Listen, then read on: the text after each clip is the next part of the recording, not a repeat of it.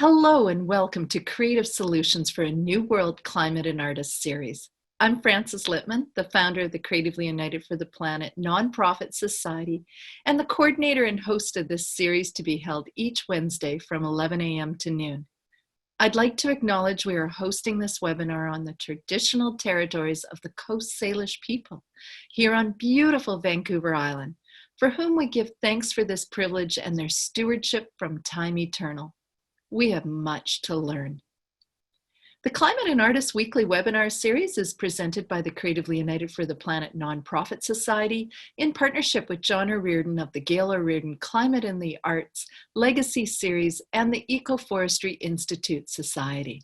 Today, we will be treated to the breathtaking photography, cinematography, and amazing stories of Ian McAllister, Executive Director of Pacific Wild, a Great Bear Rainforest and Salish Sea conservation organization.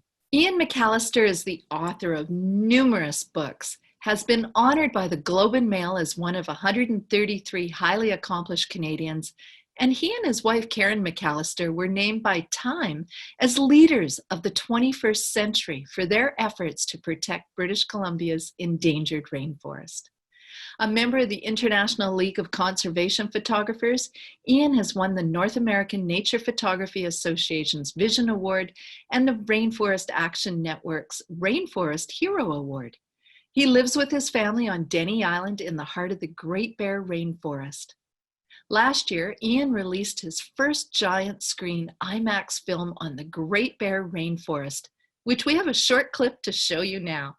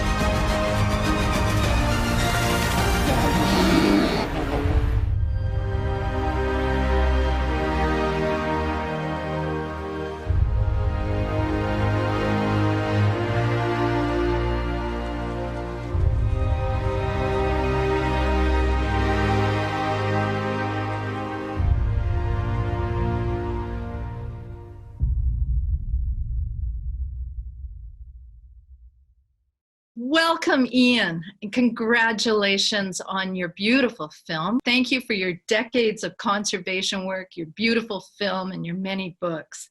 So what led you to making this film, and how did it come about, Ian? Yeah, hi, Francis. Well, it's been a project I've wanted to do for many years, partly because the scale and grandeur of the Great Bear Rainforest really could only be told through a giant screen or an IMAX format. So it's something that I wanted to do for quite a few years. Visual storytelling and filmmaking has always been part of our conservation approach. So it just made sense that the biggest screen of all should be part of the Great Bear Rainforest. Absolutely. I saw that film last year and I, like so many people, just left with my jaw on the floor. It's just absolutely incredible. And I think you just found out this last week when we spoke that I've been a fan of yours since I first heard you speak more than a decade ago. And that Ian, you're one of two people, the other being Robert Bateman, whose message and creative approach to conservation ignited my desire to do more for the environment, and actually ended up and resulted in me voluntarily organizing 8 consecutive Earth Week Zero Waste festivals that attracted thousands of people, and the birth of the Creatively United for the Planet nonprofit society. So thanks, Ian. It's almost worn me out. Well, But you, well, it's very kind, but I have to apologize. tell us about how did all this get going for you? Like, where did your start in conservation work and your love for, this area of the world come to light for you? Sure. Well, I grew up in Victoria and fell in love with the West Coast at an early age, and just having explored Vancouver Island as a teenager, and just being so inspired by the beauty of it, but also even at a young age, really alarmed at the level of deforestation and destruction that I was witnessing. Going back, this is kind of what I grew up with on Vancouver Island. It was really the war in the woods, with Mears Island and Sulphur Passage, Carmana and Walbran and Sitka, and here, of course, Clayoquot Sound. So this was pretty common in the late 80s and early 90s. And as people worked to protect the last of the old growth forests on Vancouver Island. But that was over 30 years ago. So you can imagine what the island looks like now. Over 80% of Vancouver Island's old growth forests were logged 30 years ago. And today they're just logging the very, very last remnants of old growth forests. So I think it was, that backdrop that really was a formative time in my life, but also, provided the foundation to look further north. Have we really done this much damage to all of our forests, or are there still some large tracts left intact? And I was super fortunate to be on board a vessel, a voyage that went north to look at what has become today known as the Great Bear Rainforest. And back then it was called the Mid-Coast Timber Supply Area. It was largely unknown to the outside world. It was, the state of the rainforest was unknown outside of First Nations, and of course the forest companies or logging companies. So when I went up there for the first time in the late 1980s, it was just an incredible experience, to travel for days and days and not see logging roads and clear cuts and destruction, to see these river valleys just teeming with life, completely unbroken rainforest. It was absolutely astounding that this place still existed, the scale and the size of it so intact, and yet still almost completely unprotected and very much threatened, because the intent of the government of the day and the forest companies was that when they ran out of the last trees on the south coast and Vancouver Island, they would just move north, and that was certainly the intent. So it became very much a focus to bring attention to this area, to try to save as much rainforest as possible, and it's pretty much dominated my life for the last 3 decades or so. And I tell people always, choose carefully, because you never know what's going to happen. But that trip was only supposed to be about a week or 2 weeks long, and it's been over 30 years now, so it's been pretty full on. But it's been amazing roller coaster of conservation, successes and challenges, and it continues very much today. A lot of our work from early on was focusing on large carnivores, in particular grizzly bears, spirit bears, black bears. It's got the Great Bear Rainforest, and Haida Gwaii has one of the greatest diversity of bears in the world. It's just amazing, the different subpopulations that we have on these islands and mainland ecosystems. And of course, wolves as a true apex predator of the coastal rainforest. And the idea at the time was that if we could protect enough habitat for species like this, then we would protect enough habitat for the less known, less understood species. So these being apex or umbrella species made a lot of sense given the limited amount of time that we had. And of course, just being next to one of the world's richest oceans, the North Pacific, the biodiversity and the extent of the predator-prey relationships, and some of the biggest species, from the biggest trees in the world to the biggest whales in the world, living side by side, and so much other life and biodiversity. It just is such an incredible part of the world. And so, certainly the forest, the plight of the rainforest was what brought me to this region. But we quickly realized that there's the state of the ocean and the health of the ocean and the inordinate, almost disproportionate influence that the ocean has on terrestrial life. Quickly it became clear that we needed to put more attention on the marine environment. And what's incredible, just as the rainforest was virtually completely unprotected, at least from the federal and provincial government's point of view, today the marine environment is largely unprotected. This map shows you what a laggard Canada is in protecting the marine environment. We are so far behind so many other countries in furthering marine protection. And so there's so many still ongoing destructive practices happening in our ocean, from bottom trawling to open net cage salmon farms, to unsustainable fisheries and other negative impacts affecting our oceans. We've been witnessing the decline and collapse of wild salmon due to these open net cage salmon farms. The good news is that through an incredible campaign led by First Nations up and down the coast, the fish farms haven't expanded to the extent that they once were being proposed to be expanded throughout the central and north coast. There's about 5 farms in the Kitasoo First Nation territory today, but the huge expansion that was planned in the 1990s never materialized. And it's largely because of the large opposition by coastal First Nations and fishermen and so many others concerned about wild salmon.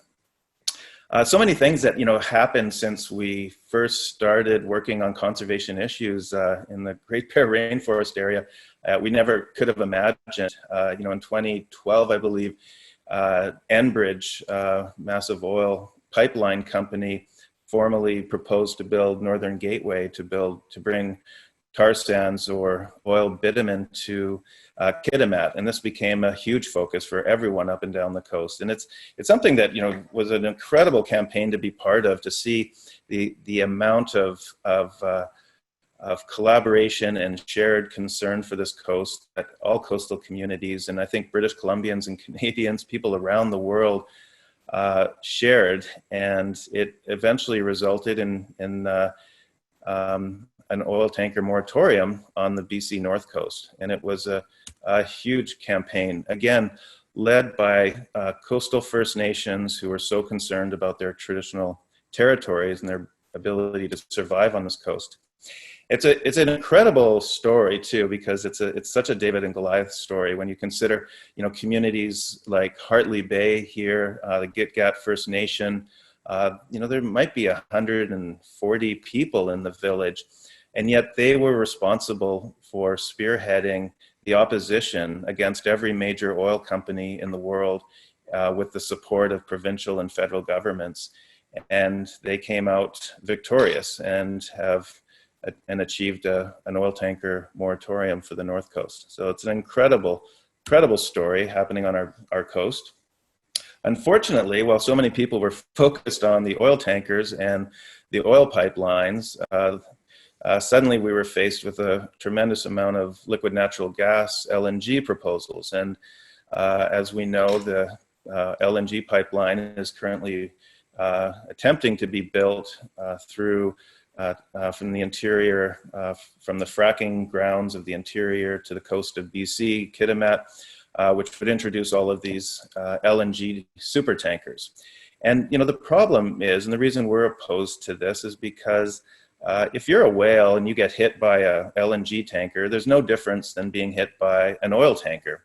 You know, if you're a whale that is very acoustically sensitive, and you can't operate and you can't survive under the loud noise that these tankers make, it doesn't matter if it's carrying LNG or if it's carrying oil.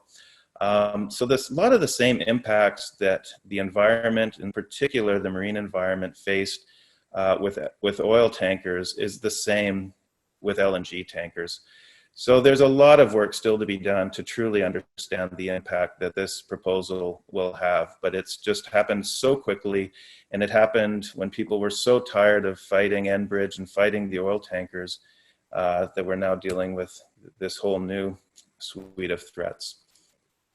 And it's, you know, it's not just the inshore environment, the salmon and bears and rainforest and estuaries and herring that will be impacted in a spill from a tanker, whether it's LNG or an oil tanker. It's the offshore world as well.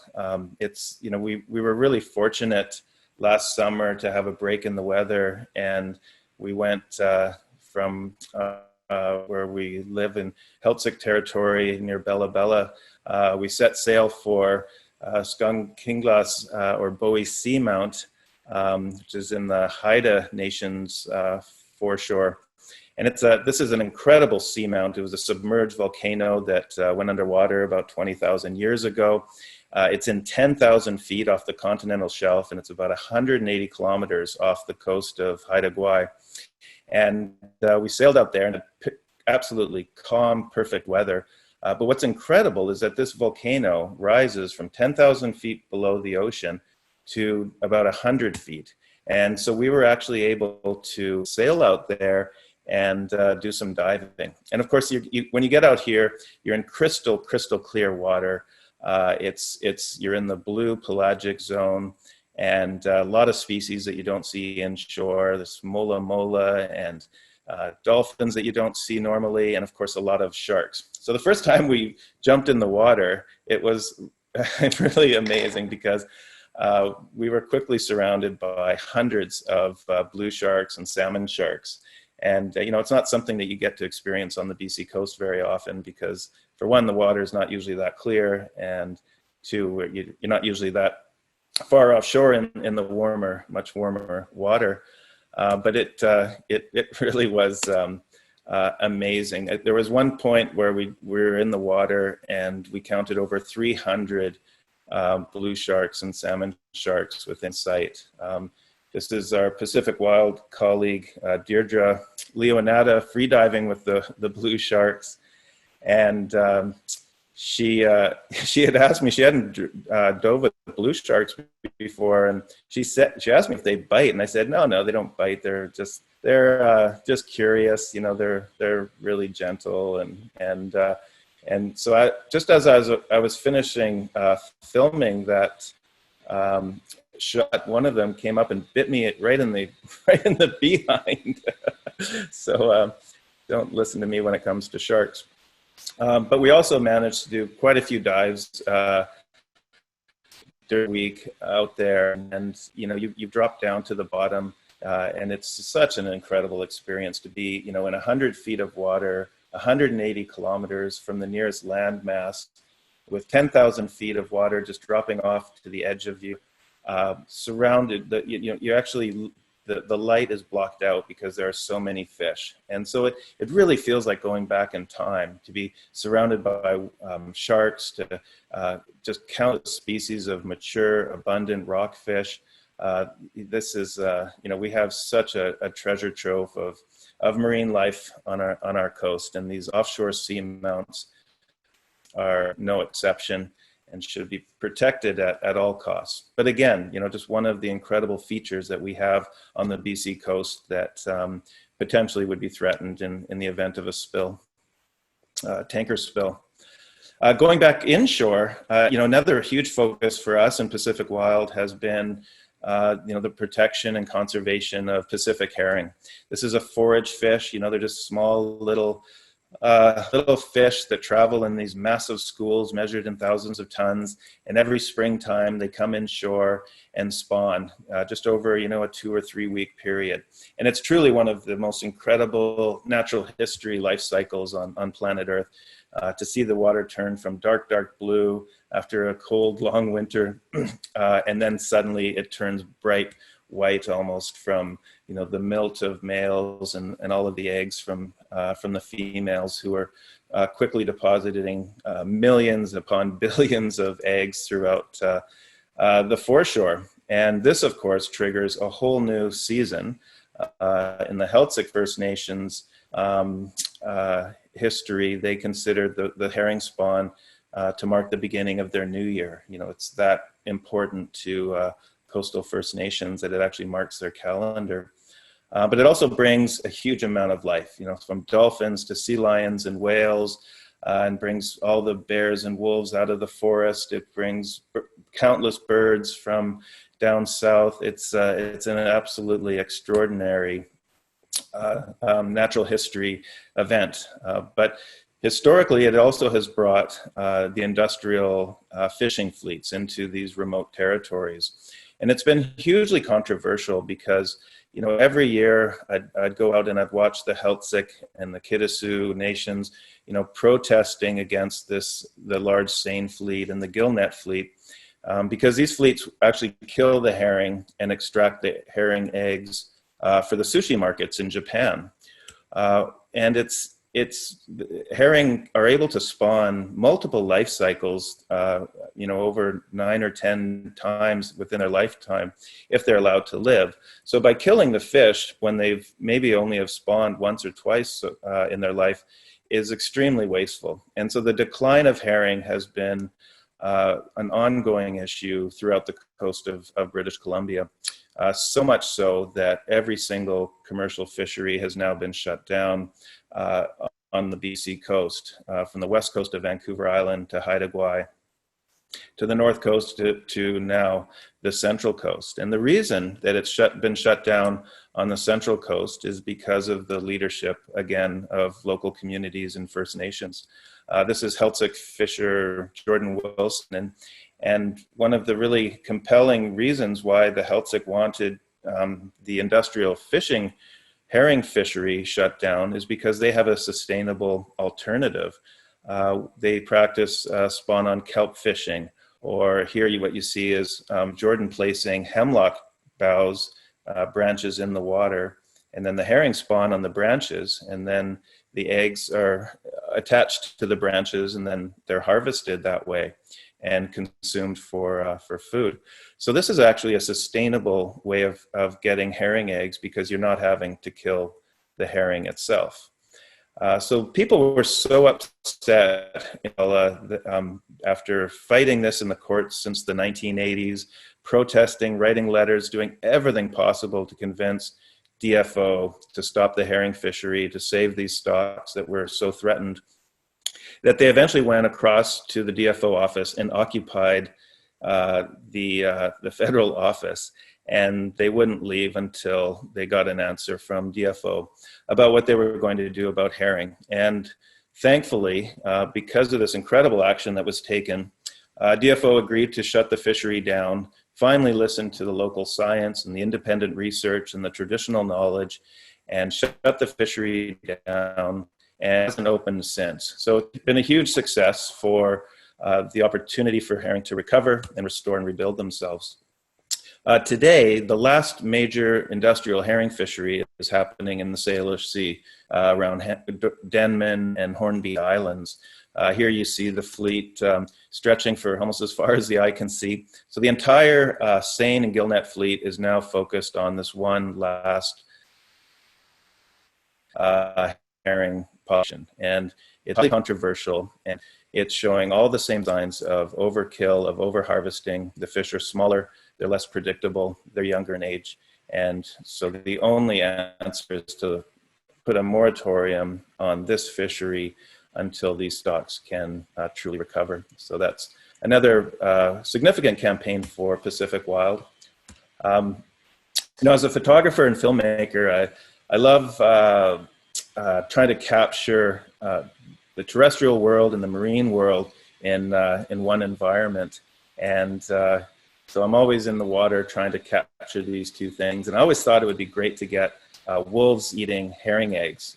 These wolves come out of the rainforest every springtime when the herring spawn, and they feast on the herring eggs. They just love them. So you see these two wolves are just eating pounds and pounds of herring eggs at low tide. And so I thought if I just swim over to them and get a picture, it'll put both of these environments in both worlds of herring in the ocean and wolves in the rainforest and make for a great image. But then I realized that part of our work has been documenting wolves hunting and preying on harbor seals, and I realized that with my black hood on, I look just like a harbor seal. So when the wolves came running right over to me, and I thought, I'm definitely going to be getting a Darwin Award for this approach. But they just kind of chewed on my snorkel a little bit and moved on to the next thing. If we can protect herring, it's truly a foundation of our entire coastal ecosystem, and the impact will be felt throughout the whole marine web. Right to our endangered southern resident killer whales, to our humpback whales, to rockfish and halibut and lingcod and countless other species of birds and marine mammals, terrestrial mammals. It's really foundation species, and it certainly will help impact the recovery of our wild salmon, because for Chinook salmon in particular, herring represent 80% of Chinook salmon diet. And of course, we know that Chinook salmon are so endangered right now. So protecting herring means protecting a lot of other species. This is a picture of Stan Hutchings, and Stan has been a DFO creek walker, patrolman, counting salmon in Area 6 up near Kitimat for over 40 years. And Stan has this incredible story to tell, and I think this is one of the most important things about the plight of wild salmon on this coast right now, is that our knowledge of the health of all of these countless little rivers is so important to understand the health of salmon overall. And patrolmen like Stan are the only ones that actually know the true health of our salmon, because they're the only ones walking these creeks. But what we're finding is that as patrolmen retire, such as Stan's partner, Doug, who counted all of the salmon streams to the south of his area, the other half of Area 6, who recently retired, and he hasn't been replaced. And so the concern is that DFO is not investing in creek walkers, which means that the public of British Columbia, the Canadian public, no longer have any information on the health and welfare of salmon. The true status of salmon is by counting them in these rivers. So I've got a short little clip here about Stan.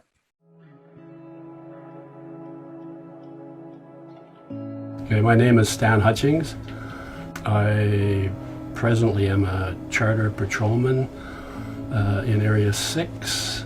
I've been working for the department since 1976. So my job is doing stock assessment, or I basically count salmon for the Department of Fisheries. I think in 2018, I think my number of creeks that I walked was 50 something, 54 or something. And there's 140 streams in this area. So.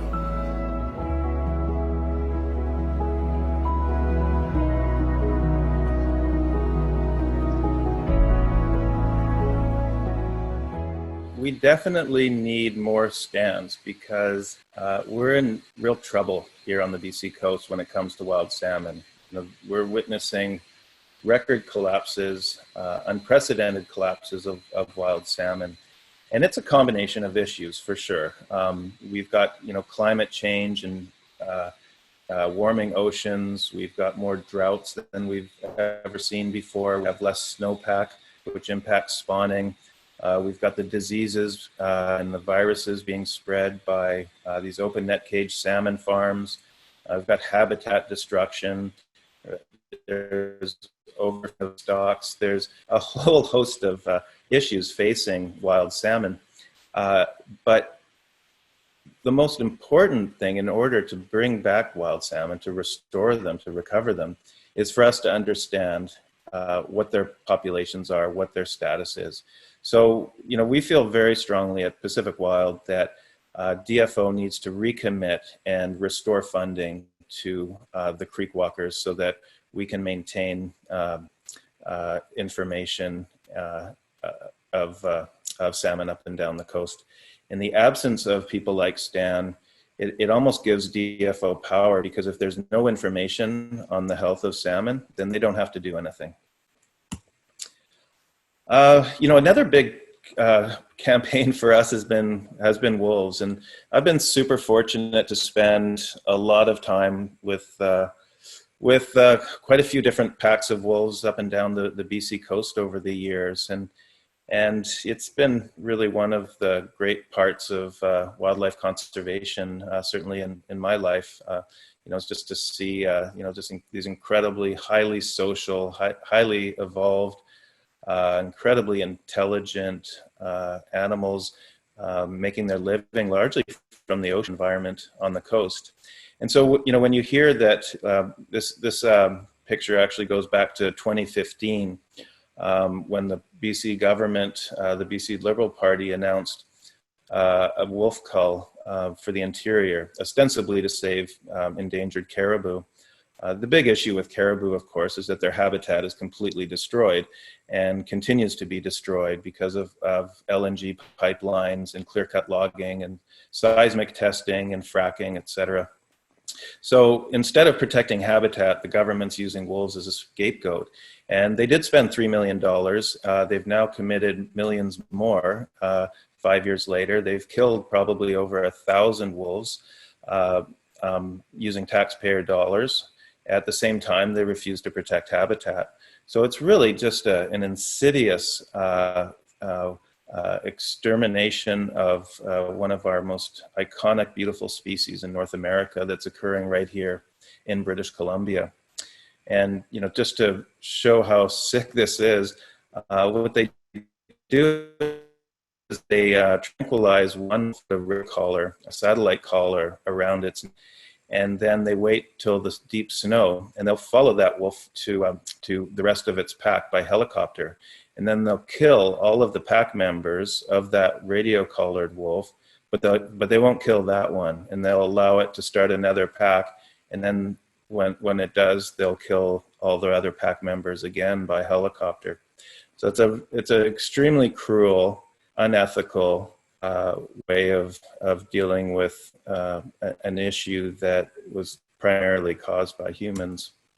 So while this is a pretty sick image, hunters that just killed a grizzly bear for sport, the good news is that because, again, of strong local community First Nation leadership, the trophy hunt of grizzly bears is now banned, not just in the Great Bear Rainforest, but across British Columbia.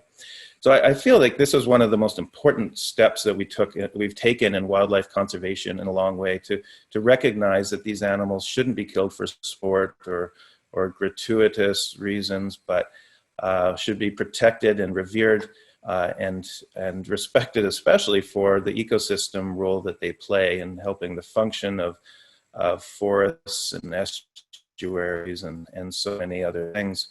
So that was a great move that recently happened. It was a protection of grizzly bears by stopping the trophy hunt. It was a long-standing campaign that took decades and decades of convincing governments to make the right move.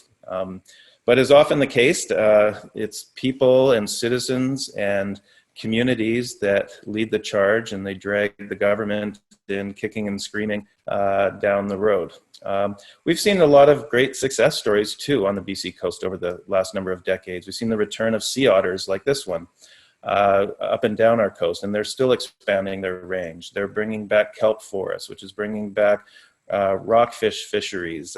They're a keystone species that has a huge impact on our coast, and it's just amazing to see them return. We're seeing sea lions and seals returning to former numbers. We're seeing humpback whales returning in greater numbers every year. We're seeing, bigs or transient killer whales stable to increasing on the central and north coast. We're seeing the return of the second largest animal ever to inhabit planet Earth, fin whales, to our waters. So there's a lot of good news stories that are happening alongside some of these less than good news. There's a lot of challenges still facing us. One of the things that we've been really fortunate over the last month and a half is to be offshore and to document some of this coast while humans have retreated because of this current pandemic. And it's been really remarkable to witness, gray whales returning to our coast and humpback whales and these huge flocks of birds flying from as far as the eye can see. All without having to compete with, boats and ships and planes and noise pollution and traffic. So it's almost like going back in time right now to what this coast was like. And I think what's most inspiring about that is that it really shows that, when humans are motivated, that we can change our behavior in a quick form. I guess what I hope for is that, we're not having to be forced to do that because of a virus, but we're doing it because of our common concern for the fate of this planet. And the good news is that we know that we can do it. So I think I've probably talked plenty long. Francis, you probably got maybe some questions or... Well, Ian, I could, and I'm sure everyone could, keep listening to you. It's just, your stories are so incredible. And, if this doesn't make everyone want to donate to a charity like Pacific Wild, I don't know what would. I'm a monthly donor, and I've also made a bequest in my will to Pacific Wild. And it feels really good to know that when my day comes, that my hard-earned income has had impact in a charitable sector where it's most needed. Because I don't think a lot of people are aware that less than 3% of all charitable giving goes to environmental causes. And more than 80% goes to cure-based charities. And if we could bring more awareness to the root cause of disease, as you do, which is keeping a healthy ecosystem, and we treated our host planet better, I don't think we'd have to spend so much money on finding cures, and we'd have increased health and happiness. So I'm going to take a couple questions here. This one's from Jim. He says, what would you suggest we do first to support the wolves and other GBRF animals? Well, it's a great question. And, we are sorely in need of wildlife reform in this province. We are, operating as we did 50 and sometimes over 100 years ago, treating wolves like vermin and just not adequately protecting habitat and respecting them as intelligent animals that deserve much better than what we're doing right now. I think we just have to make our voices much louder. I mean, the reason that the trophy hunt of grizzly bears stopped is because so many people voiced their opinion of it to the point where the provincial government just simply had to act. And we have to do that more. If we expect government to do what's right and protect wildlife the way it should protect a very, very long way, it has to be done through a real concerted effort by people. So, visit wildlife conservation organizations. We've got a lot of information on our website about how people can take action and ways that they can help influence the provincial and federal governments to make the right choices. And I think we should just acknowledge that GBRF is the Great Bear Rainforest. And so Takaya's death, did you want to comment on that? Yeah, I mean, that was an incredible story of a beautiful, beautiful wolf that lived off the small island of Victoria for many years and lived so peacefully. There's a lot of people, it's right off Victoria's front doorstep, and countless people would visit that island every summertime. And it just shows, again, it certainly reinforces my own experience with wolves, is that they are incredibly tolerant and forgiving of people in their territory. And Takaya was no exception, and unfortunately, She was either lonely or got pushed off in strong currents and made her way into Victoria. And she was captured by conservation officers, relocated, and was shot and killed by a hunter not long after. And it caused an international uproar, which I think was really heartening, and to see so many people, not just Canadians, but people around the world that were so upset by this. But I think it's also very symbolic of the plight of wolves generally in this province, where we just don't have adequate protection. You know, there's not a single protected area in British Columbia large enough to protect a full pack of wolves because their range is so large. So we need to do a lot more to protect wolves. Mm-hmm. Yes. And Jay is asking how much the Great Bear Rainforest is actually protected, how much has been logged. I know First Nations have some say in the present logging. Is this adequate? Yeah, the intent of the original Great Bear Rainforest agreements to protect rainforest, I think, were quite sincere. But unfortunately, what's happened is that we ended up through the various agreements and land use planning processes with about 30% of the rainforest protected. 70% of it went into what's called ecosystem-based management. But what we're finding out now is that ecosystem-based management is really another word for industrial clear-cut logging. And so what we're witnessing up and down this coast is the continuation of industrial logging, and there's no enforcement, there's no compliance, no monitoring of this so-called ecosystem-based management logging. It's kind of turned back to the Wild West. So there's a lot more to be done on protecting ancient forests, certainly on the South Coast when there's just a couple percentage left, but also within the Great Bear Rainforest. We've got a question from Guy Dauncey. I want to thank you for your also important work, Ian. What do you think is the key interchange that is influencing humans on the coast to change from being predators to being partners? Well, it just seems that so much, when we make progress on so many issues that, our provincial and federal governments change, and then policies change and bureaucrats change, and it's very hard to really continue to build the momentum that I think is quite promising within civil society, which is a much more, understanding and, progressive view of the environment and of wildlife conservation, those kinds of things. I think most people in this province want to protect more and want to ensure our environment is protected. And we're held back by the lack of leadership within government who, cannot maintain continuity in doing these things because they do take time. So I think, government intransigence and lack of leadership at the government level is certainly a big block to making the changes needed. Thank you. Dan Kells asks, can ecotourism of the BC coast truly be done in a way that does benefit the environment and the local people, but also gives visitors an experience that will capture their heart? That's a great question, and it's a tough one. I know it's something that we grapple with all the time. I would say generally, yes, with proper management and proper assurances that places won't get overrun. But if you look at, the small town of Clemtu, it was about 400 and something First Nations that live there.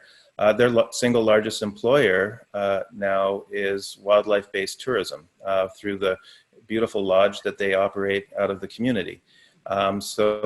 And we're seeing that in places like Hartley Bay and many other communities. So these are really important jobs to local communities and First Nations. So yeah, absolutely, it's a vital part of the coastal economy. Can it cause negative impact for wildlife? Absolutely, if it's not done right. It has to be managed well, and people have to make some sacrifices in terms of places that they go to and how they behave there. But it is an important part of the economy, and if it's done well, it really helps protect the environment and, most importantly, the wildlife that are being commercialized. This one's from Jim and Sandy. Is there some good cooperation between BC and Washington State ocean conservation groups? NGOs, I think there is. But as you know, the state of Washington has banned open net cage salmon farms, and has banned the herring fishing, and has banned and has been totally opposed to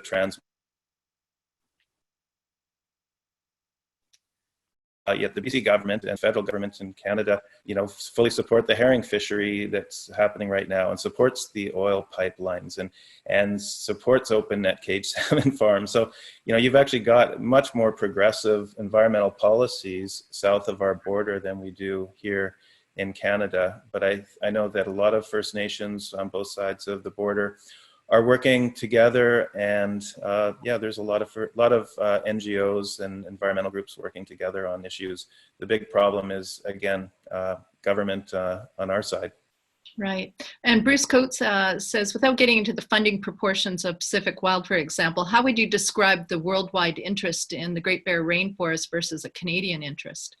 Yeah, that's a good question. I remember back years and years ago when we first came up with the Great Bear Rainforest name, that there was greater recognition in Germany of the name than there was in British Columbia.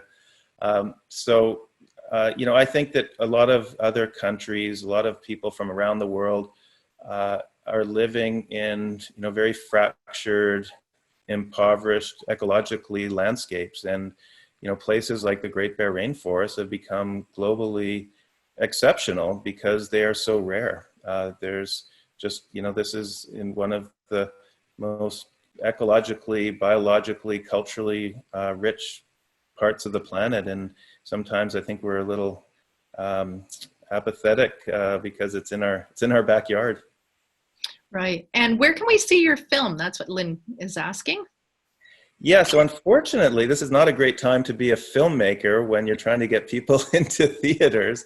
I know that the whole giant screen and IMAX network around the world is hopeful that things will start up again. But unfortunately, this film, because it just got released in February, was rolling out in theaters around the world. That obviously has been postponed until people are able to go into theaters again. So we'll just have to stay tuned and hopefully see things return to some normalcy. We don't want everything to return to what it was, but hopefully people will be able to go to theaters again. Right, yes. And a couple questions, of course, that we'll combine here, but Lisa and Kathy are both basically asking, other than contributing cash, what can ordinary people do to help current conservation campaigns? How can we do this on a more collective and effective basis? It's a great question. And I think that, what's so important is for people who are deeply concerned about the environment, about wildlife, about the future of this planet, that firstly, you just make sure that you've really influenced your own sphere, your own, network, whether it's professional or personal, family, that you've really, talked to people within your immediate sphere. And I think if enough people can do that, we'll see, a much greater change. Supporting organizations like Pacific Wild, we don't get any support from industry or government. We're almost exclusively funded by individuals. And so for us to continue our work, that's super key, is direct support from individuals. It's what makes this work possible. There's lots of organizations doing great work right now who are in need of support. When you think about how the environment dominates our media, and I think the concern that people have generally, yet only 3% of gift giving goes to environmental organizations, which is really remarkable considering it's considered one of the greatest threats facing our civilization. Existence, our very existence. So we're just going to be really quick, two more real quick questions. Nigel Seal, was buying up the hunting licenses in the Raincoast Forest a repeatable strategy to replicate in other areas of the world? I think there's always a need for creative tactics in order to further environmental protection, and that's going to change all the time. Back in the day, buying out guide outfitting licenses was a good strategy because the provincial government promised us that they would shut down the resident hunt as well. So we went ahead and bought out commercial guide outfitting licenses, but the provincial government reneged on their agreement, and they didn't stop the trophy hunting by resident hunters. So it wasn't a perfect solution, but it certainly was a step in the right direction. But I think that, instead of having to buy out these licenses, the government really should recognize that societal values have changed to the point where the majority of people, certainly the majority of British Columbians, don't support killing animals just for trophy or sport. That is something that happened a long, long time ago and shouldn't be happening today. Agreed. Just last comment by someone, do you think, this is by Laura, do you think international designation such as a World Heritage nomination would help conservation efforts in BC? Yeah, protection of areas it's quite controversial. Certainly it is on the coast, and for good reason. Indigenous people, First Nations, feel that they really should be designing the type and level of protection that is, ecologically and culturally appropriate. And I think that's something that we saw through some of the Great Bear Rainforest agreements, where, increasingly we're looking at supporting Indigenous-led protected areas that will support, and continue to support their culture and subsistence needs, while also protecting the area on a very similar level of protection that you're describing. But perhaps not having an international body oversee the level of protect by Indigenous led is the future of conservancy in protected areas in British Columbia. Wow, thank you so much, Ian. And as far as the rest of the questions, we'll be posting any answers that we didn't get to with the video, but our Climate and Artist Series partner, John O'Riordan, is going to summarize today's commentary and creative solutions for living within nature's limits. How we can create a roadmap for moving forward and be more progressive and active in protecting and preserving the environment. And from this information, you'll be happy to know we'll be composing a letter that can inform policies for improved conservation management and shift towards increased investment in wildlife protection and restoration. This letter will be included with the video link from today's webinar, complete with email addresses for decision makers to make it super easy. And we hope you'll be inspired to copy, paste, and send the letter and encourage your friends, family, and colleagues to do so too. Over to you, John. Ian, thank you very much for your fabulous photographs. What a story you tell on the way the Great Bear Rainforest provides nature's glorious heritage for us British Columbians. I actually had the privilege of working in the Great Bear Rainforest as a provincial official for 20 years, and I wanted to talk about three aspects that I dealt with. One is, how do we shift to an eco-based economy on the coast? Secondly, the vital importance of organizations like yours, Ian, and with working with Indigenous cultures to change policy. And thirdly, some of the things we have to do in this letter that Francis has talked about to make sure that we continue the work on the coast.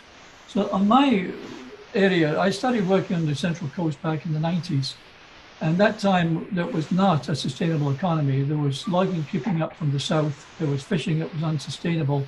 The First Nations weren't part of the economy. All the money was being taken from the coast and sent to British Columbia and to the big corporate bodies, and the First Nations were simply left out. And so the First Nations environmentalists started a campaign in the late 90s where they asked the people to boycott the forest products from the Central Coast. And they did a very successful job and forced the government to come to a serious way of engaging with First Nations and all of the communities to come up with a more sustainable forestry practice. So in 2000, this is the second phase, we came up with the land and resource management plans for the three areas of the coast, Haida Gwaii, the North Coast and the South Coast of the Central Coast area. And these were very comprehensive. They were negotiated by the First Nations and government after 4 years of a roundtable discussion and completed in about 2007. And as Ian has said, they provided a large area of protected forests, so where no cutting was allowed. But they also allowed for areas of eco-based system logging which mimicked natural disturbance types on the coast, so that what logging was taking place was consistent with nature's principles and not outside nature's principles. But most importantly, the two governments, the federal and provincial government, and the conservation organizations set up a coast fund, which at the time it was initiated in 2007 was equal to $150 million. And that investment has gone directly back to the First Nations communities to improve their economic base, to give them internet, to increase their language capabilities, their culture, and also to provide for carbon credits, because the way the coast was being managed, the forest provided storage of carbon, and that was marketable on an economy on the market, and the money went right back to the First Nations. So we have a sustainable economy and a sustainable environment based on cooperation. I understand that the Coast Fund has spent $100 million over its 15 years of existence to help these communities. And there's been altogether an investment of over $300 million, because private sector money is coming in to match the money in the Coast Funds to give all of the participants greater firepower. So it's a wonderful legacy from the work that you started, Ian, back in the 90s. So where do we go from here? I think we need to, as in the letter, to start looking at a much more integrated model of land and water management. So unfortunately, the coast is the only area of BC where ecosystem-based logging takes place. So it's only a small niche in the total part of the province. And with climate change, habitat fragmentation, conflicts between conservationists and resource users, we need a more comprehensive land and water-based strategy that will make sure that we can live with nature, but also create jobs that are not only just cutting down trees, but actually protecting nature and encouraging nature tourism to enjoy it. So I look forward to be working on this letter in the next 2 days, and we'll have it completed by Friday. Thank you very much, Francis. Oh, thank you, John, and thank you, Ian, and thank you to everyone for tuning in. Bye for now.